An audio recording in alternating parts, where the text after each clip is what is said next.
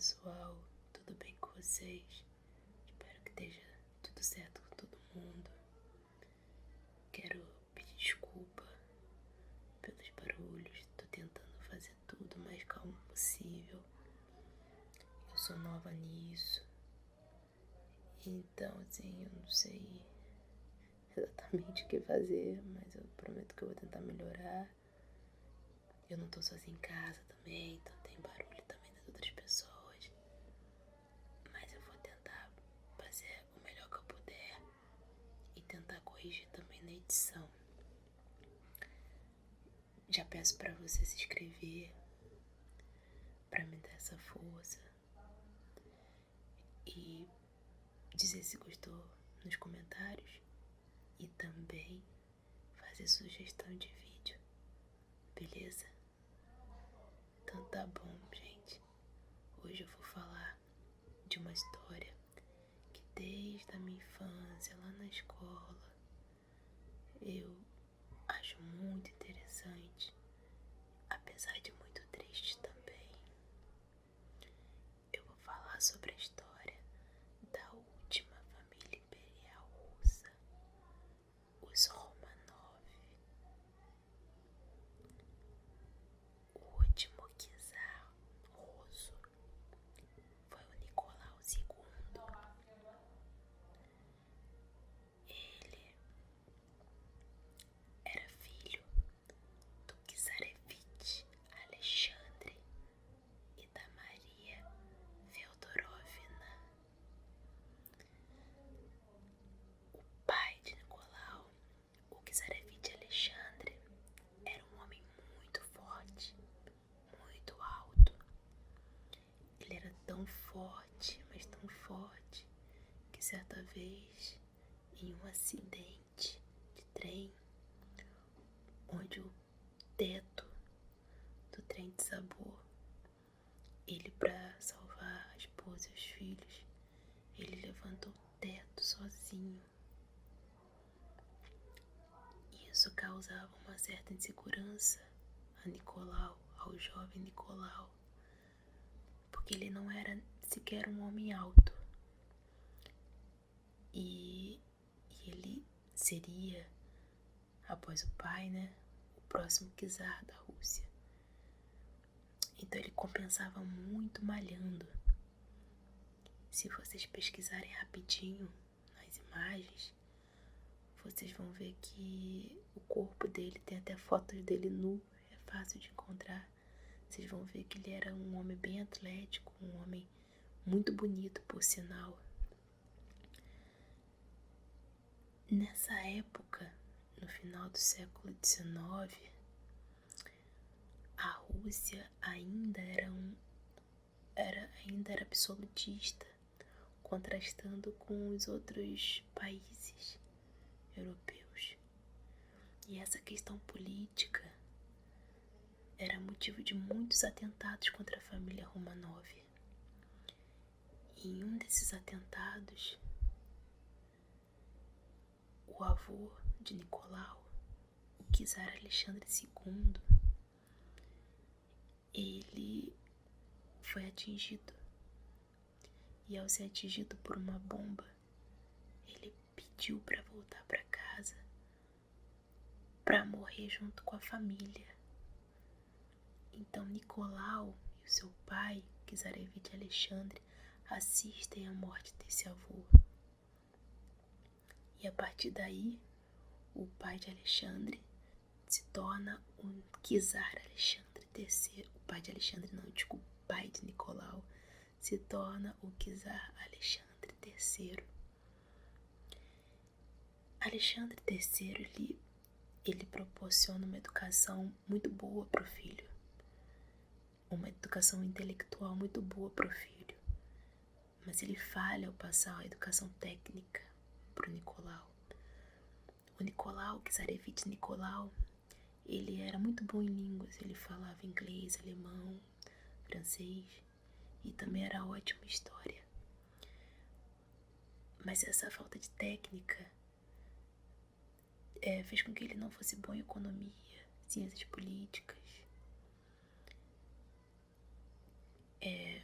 áreas necessárias para um governante, para um bom governante, né? O czar Alexandre III achava que ia viver muito e ainda tinha muito tempo para ensinar tudo isso ao seu filho. Então, com 19 anos, o Nicolau, ele entra no exército e lá ele fica por 3 anos. Ele gostava muito da vida que ele levava lá, porque era uma vida de muita liberdade. Ele saía, se divertia, bebia. E durante esse período, ele conhece uma mulher que ele tem um caso com ela. Essa mulher se chamava Matilda Kishenskaya, né? Acho que é mais ou menos assim que se pronuncia. Mas esse caso não vai pra frente, se eu não me engano, ela casa com um primo dele.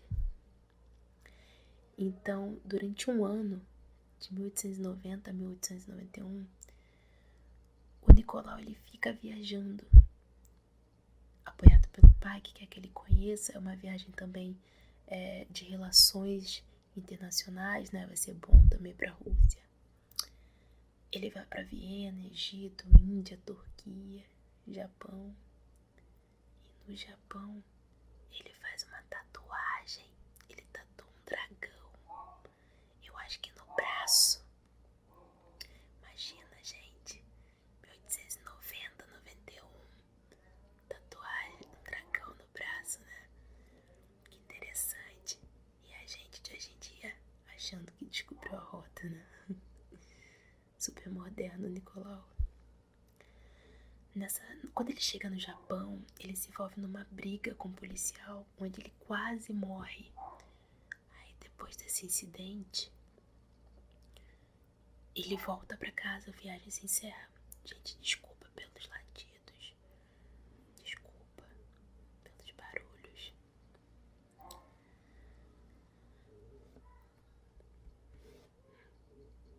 Tô com sede, toma uma água.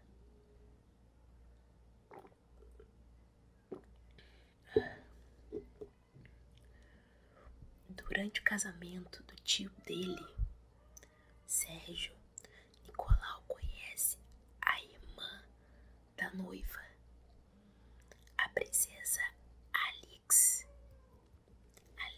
de Hesse. Alix era 4 anos mais nova que Nicolau. Ela era neta da rainha Vitória.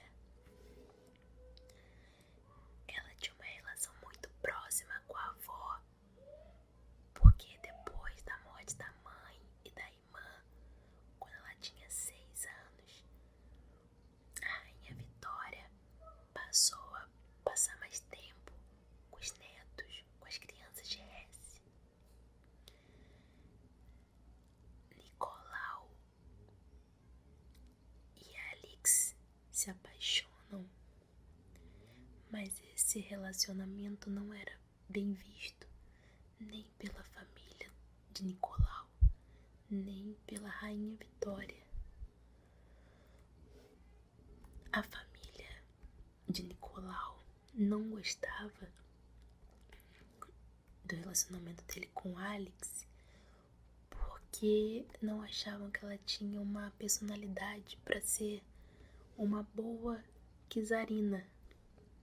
Pela personalidade dela mais calma, introspectiva. A gente vê pelas fotos que ela geralmente está bem séria. Ela não era uma mulher muito simpática e nem aparentava ser muito forte. Ela também era de origem alemã. E também tinha uma questão de diferença de religião. Alix era protestante. E a esposa do czar precisa ser ortodoxa. A rainha Vitória também não gostava da ideia. Alix era a neta preferida dela. Ela tinha muita vontade de vê-la como a rainha do seu reino. Não dos russos, porque a rainha Vitória achava os russos uns bárbaros. Ela tinha horror a eles. Então ela não queria que a neta casasse com comum. Mas enfim, eles conseguem passar por cima dessas diferenças. A Alexia, ela se converte à ortodoxia, né, russa, e eles se casam. Mas como um mau pressentimento, eles se casam dias depois da morte do czar Alexandre III, do pai de Nicolau. E a partir desse casamento, eles vivem reclusos em um palácio afastado. Nicolau, agora o czar Nicolau II, e a sua esposa, agora Alexandra, eles têm 4 filhas: Olga, Tatiana, Maria e Anastácia. Mas desde Paulo, o filho da Catarina Grande, a Rússia era proibida de ter uma czarina. Então, para que o Romanov continuasse a sua linhagem, para que Nicolau continuasse a sua linhagem, era preciso que ele e Alexandra tivessem um filho homem. Dada essa realidade, Alexandra, ela passa a se envolver muito com a fé e com o misticismo, a ponto dela desenvolver uma gravidez psicológica e eles terem que inventar ao povo que ela sofreu um aborto. Só que em 1904, de fato, eles conseguem ter o filho. Nasce Alexei. Mas a felicidade não dura muito, porque o menino nasce hemofílico. Então essa doença passa a ter muita importância nas decisões políticas, não apenas na casa, mas decisões políticas que vão determinar aí o fim, que a gente vai ver mais pra frente dessa história. Nessa época, a Rússia começa a se expandir em relação à China. A Coreia e o Japão declaram guerra à Rússia e de forma impressionante a Rússia perde. E essa derrota gera uma insatisfação muito grande no povo, e com isso instaura a Revolução de 1905. Tentando conter a crise, Nicolau ele vai atrás de ajuda para dar um golpe e se tornar um ditador. Mas ninguém se dispõe a ajudá-lo. Então ele cria um parlamento. Só que esse parlamento ele era meio que de enfeite, porque tinha pouquíssimos poderes e o poder continuava quase todo concentrado nas mãos do czar. Nessa época também, dentro da casa deles, o Alexei sofria com a doença. Isso angustiava muito a Alexandra, claro, a mãe. E em 1907, eles conhecem a Alexandra apresentada a um místico chamado Rasputin. Rasputin, ele era conhecido como Olhos Mágicos. Ele já tinha sido preso por roubo de cavalo, já tinha feito uma peregrinação na Terra Santa. Ele é o que a gente pode dizer hoje que alguém que trabalha com hipnose.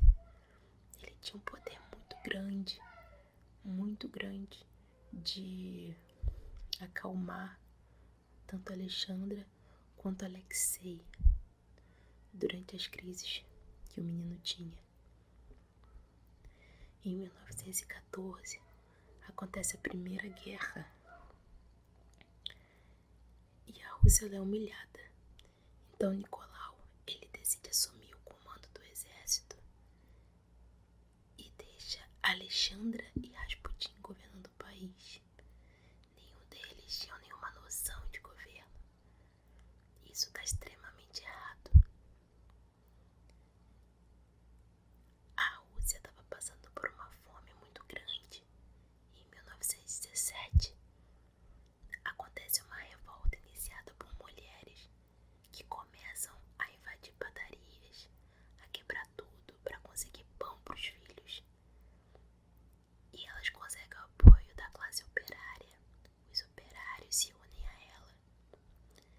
Então o czar dá ordem para que a polícia possa intervir nessa situação, mas a polícia também debanda e começa a apoiar os revoltosos. Então o czar ele dissolve a Duma, o parlamento, mas essa ordem também não é respeitada. Não apenas não é respeitada, como a Duma, o parlamento, manda uma comitiva ao encontro do czar. Então ele é detido, ele estava dentro de um trem, eles fecham, eles cercam as ferrovias, ele detém o czar e ele é obrigado a renunciar em seu nome e o nome de seu filho, Alexei. Em 1916, Rasputin foi assassinado pelos próprios nobres que insatisfeitos, né, com o rumo que estava tomando o país, com tanto poder que Rasputin tinha conseguido, tanta influência sobre o casal. Ele é assassinado, ele é envenenado, também é baleado e jogado num, acho que é um lago, um mar, acho que é um lago de gelo. Então ele morre congelado e afogado, mesmo sendo baleado e envenenado. Só que aí já era muito tarde. As consequências da negligência, né, da falta de habilidade, da inaptidão do czar já tinha selado o destino dele e da família dele. Em 1917 também estourou uma guerra civil, uma outra revolução na Rússia. De um lado, o Exército Vermelho e de outro, o Exército Branco. O rei George da Inglaterra, primo e amigo de Nicolau, se recusa a receber a família. Ele estava tentando de todas as maneiras lá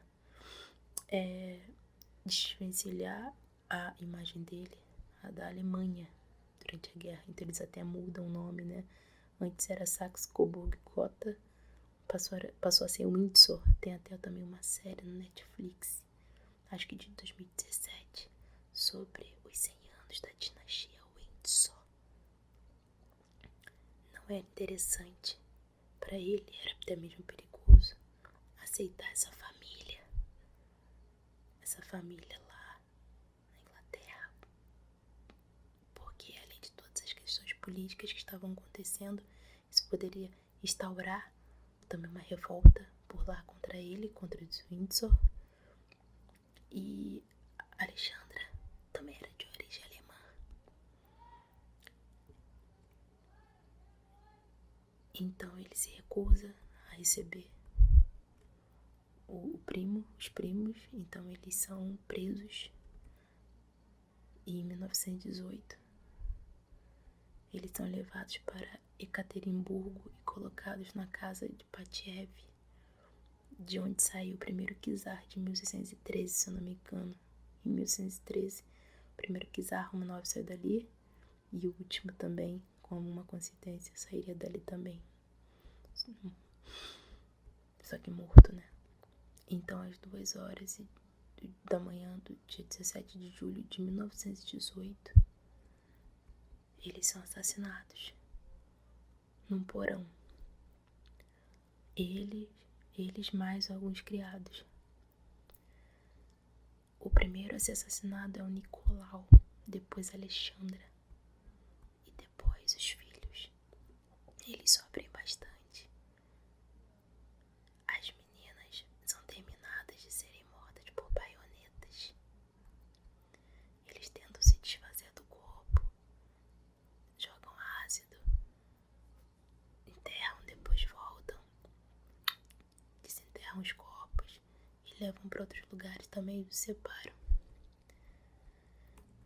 Em 1979, os pesquisadores autônomos acham, mas como ainda está, a Rússia ainda está sob o regime da União Soviética, isso é deixado de lado E só em 1990 os túmulos são abertos. E até o príncipe Philip,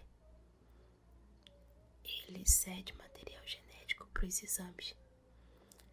E apenas em 2007 acham os outros 2 corpos que faltavam, que estavam separados. Um era o Alexei e o outro era de alguma irmã, que não se sabe quem. Bom, essa é uma história muito triste, né? Mas muito interessante também. Era uma família que os pais se casaram porque se gostavam, algo muito difícil de acontecer nessa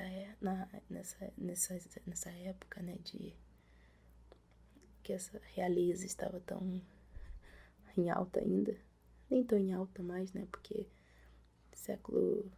final do século XIX, início do século XX, já não tinham tanto prestígio mais. Como eu falei no início, a Rússia ainda tinha, diferente da maioria dos países, esse tipo de absolutismo. Mas era uma família muito bonita também, e que todos os relatos demonstram que eram felizes, muito felizes. Mas essa insensibilidade de olhar para o povo também custou caro. Enfim, né? Coisas desse mundo cruel. Mas eu espero que vocês possam ter gostado, possam descansar.